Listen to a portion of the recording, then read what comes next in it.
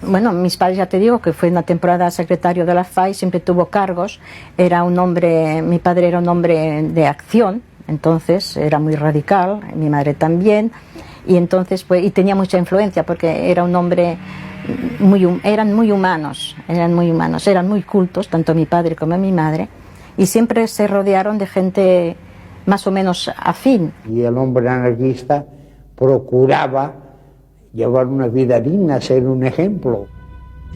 Durante la dictadura, los anarquistas continúan su actividad de manera clandestina. Es el tiempo también de las grandes emigraciones en busca de mejores condiciones de vida.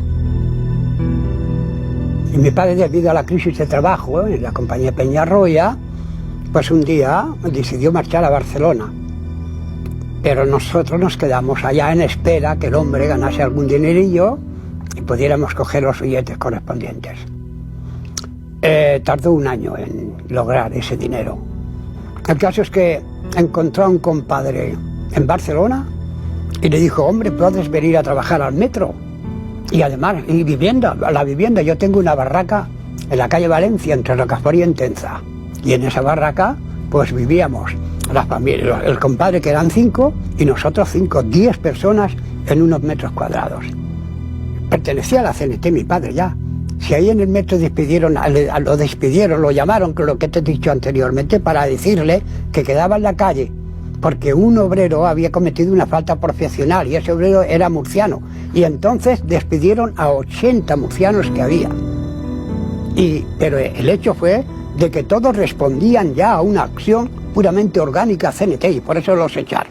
Sabíamos que existía un mundo que no era el nuestro, puesto que era el que detenía a nuestros padres, el que nos dejaba sin trabajo, es decir, el mundo capitalista de una burguesía, sabíamos que existía, puesto que éramos víctimas de ello, ¿no?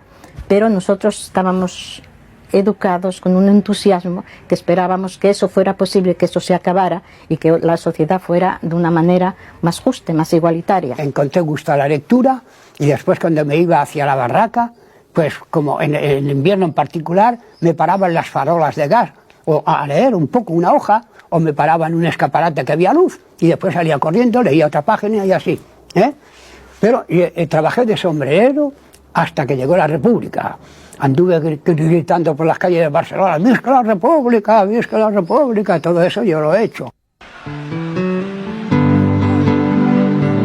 El 14 de abril de 1931 se instaura democráticamente en España la Segunda República y el rey Alfonso XIII parte hacia el exilio.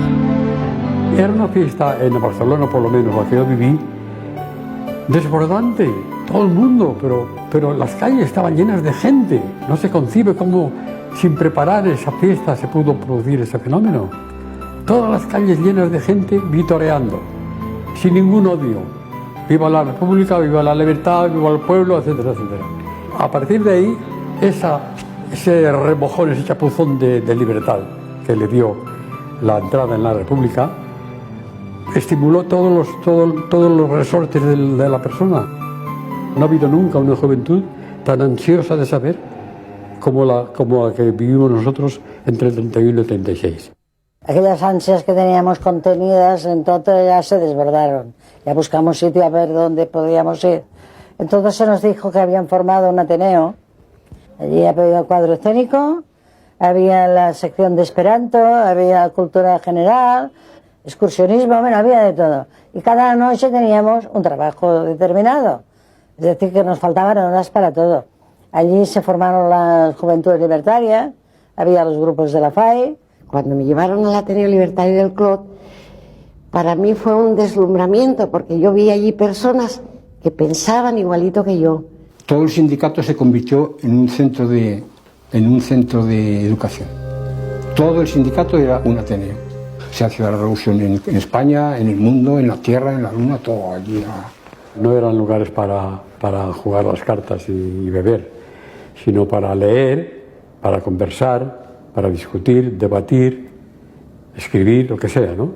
Sobre todo, y también había en los Ateneos, se solían dar muchas veces representaciones teatrales, recitales, muchos recitales, eso es lo que más se hacía, recitales de poesía, casi siempre cayendo en lo social, ¿no? en lo de la denuncia.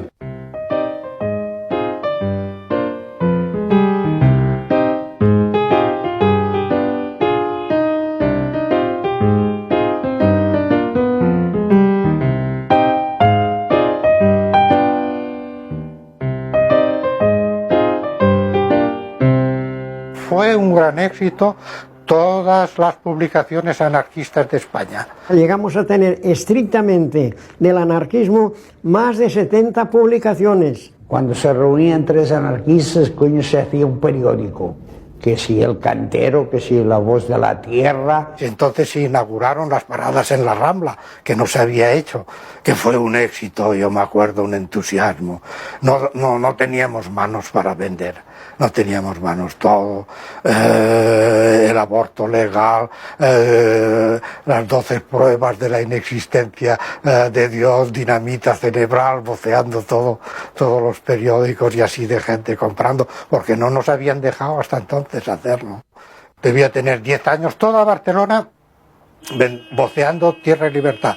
Tierra y Libertad, órgano de la Federación Anarquista Ibérica. Pues eso, fue un núcleo de reunión formidable, donde sobre todo la de prensa, de la gente exponía así sus ideas, y fue un centro de conexión de mucha gente, Tierra y Libertad. Se estaba haciendo una revolución mental extraordinaria.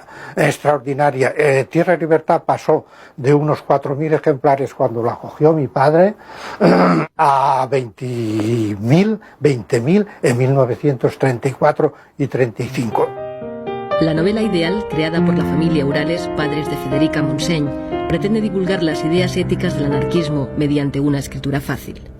La novela ideal hacía una gran labor en la juventud, ¿sabes? Había temas muy interesantes y religiosos también, sobre todo porque la religión en la época en España y ha tenido siempre mucho dominio, pues también se buscaban temas en ese sentido, para combatir la religión. Fundada en Alcoy en 1923, Generación Consciente inicia a sus lectores en la sexualidad y la salud. Años más tarde, con el nombre de Estudios, alcanzará los 70.000 ejemplares de tirada. Y esa revista, habían muchas veces artículos que hablaban de estas cosas.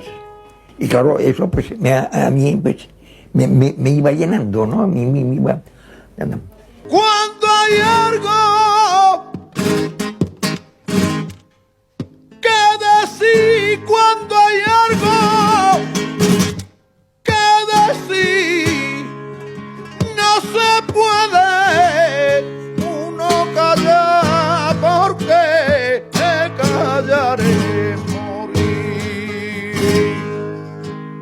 No se puede uno callar, porque callaré morir.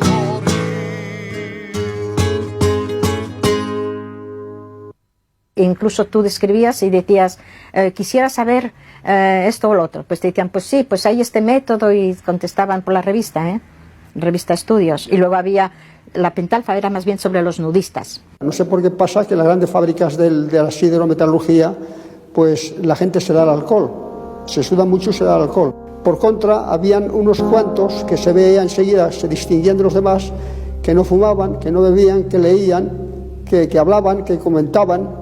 Y entonces yo, sin querer queriendo, me fui juntando con estos, que eran anarquistas y naturistas, desnudistas, etcétera, etcétera, y muy dados a la cultura.